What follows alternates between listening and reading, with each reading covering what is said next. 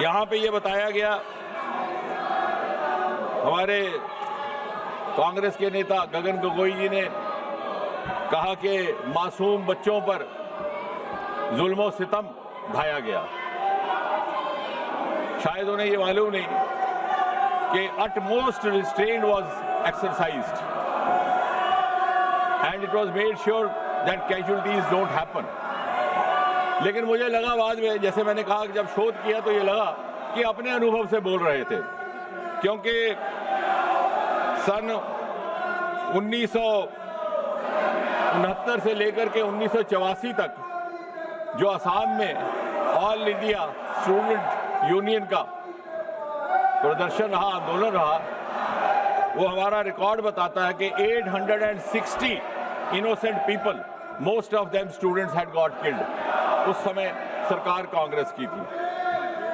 तो इन्हें लगा कि जिस तरह से हम अपने जमाने में आंदोलन कर रहे विद्यार्थियों को कुचलने के लिए उन्हें मौत के घाट उतारते थे, शायद इन्होंने भी ऐसा किया हो। माननीय प्रियंका गांधी जी ने एक बड़ी रोचक बात की और ये सुनने लायक है। उनका कहना है कि 152 बार पेपर लीक हुआ। ये आंकड़ा कहां से मिला, कोई प्रमाणित नहीं, कोई ऑथेंटिकेशन नहीं। लेकिन उससे भी अधिक दिलचस्प बात ये है, वो कहती हैं कि 150 papers leak, 150 times the paper leak happened, which affected 750 crore children. I have verified this from the written script which was there in the parliament last night, where I wanted to actually check on myself.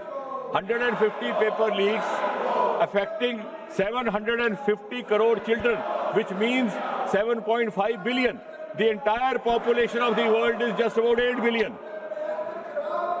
And you have 7 billion, 7.5 billion children in India.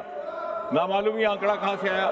या तो ये मन गढ़ंत है, या तो ये इसमें शरारत है, और या फिर इसमें इग्नोरेंस है। उन्होंने कहा कि सन 2024 के बाद जब ये एक्ट लगा था कोई कार्रवाई नहीं हुई।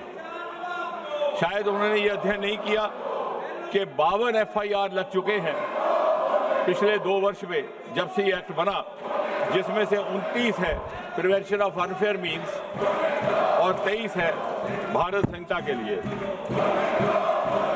इसी तरह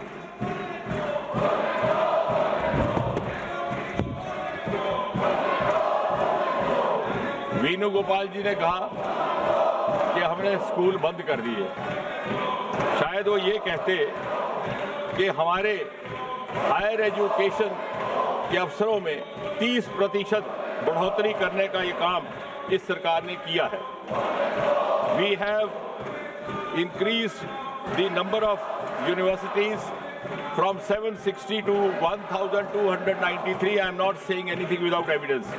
The number of higher education institutions has been increased from 51,534 to 64,896.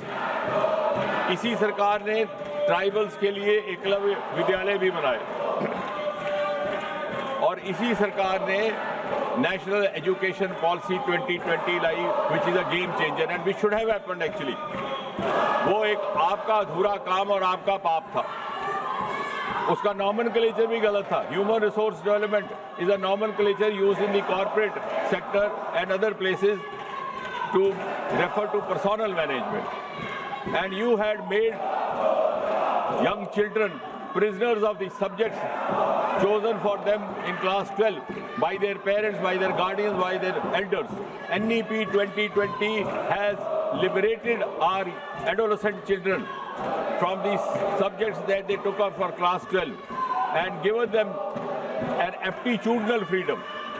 अर्थात यदि कोई माता पिता अपने बच्चे को 12वीं कक्षा में, 12वीं जमात में मेडिकल के सब्जेक्ट चुनने के लिए इसलिए हिदायत देते हैं कि उन्हें ये उम्मीद होती है कि वो आगे चल करके डॉक्टर बने, और किसी कारण वो नहीं बन पाता, तो पिछले जैसे हालात नहीं कि वो BSc भी उन्हीं मजमून में करेगा, MSc भी उसी सब्जेक्ट में करेगा, PhD भी उसी सब्जेक्ट में करेगा, ना चाहते हुए भी he becomes prisoner of the subjects.